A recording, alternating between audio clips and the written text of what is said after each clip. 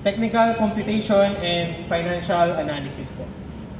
So yan pong binigay namin sa inyo po na link na makikita nyo po sa Google Sheet nyo po is solar calculator. Yan po yung mga pwede nyo pong gamitin pag nagpe-present po kayo, lalo na may tinatanong yung mga kliyente in terms of numbers.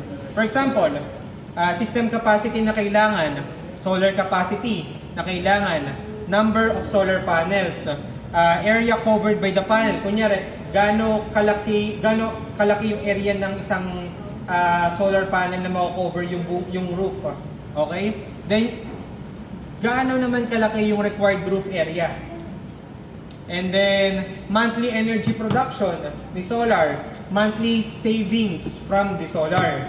And then, ito naman yung return analysis, hanggang gaano katagal yung ROI period ng ating solar system. Yung project cost nasa magkano? Well, ito rough estimate naman po ito. So mababago po to. Pero ano lang to, para lang mapakita namin sa inyo kung nasa magkano siya maglalaro. Then, system capacity, average annual savings, payback period, IRR, total savings over 25 years. Then, return of investment, ito yung kanyang bar chart.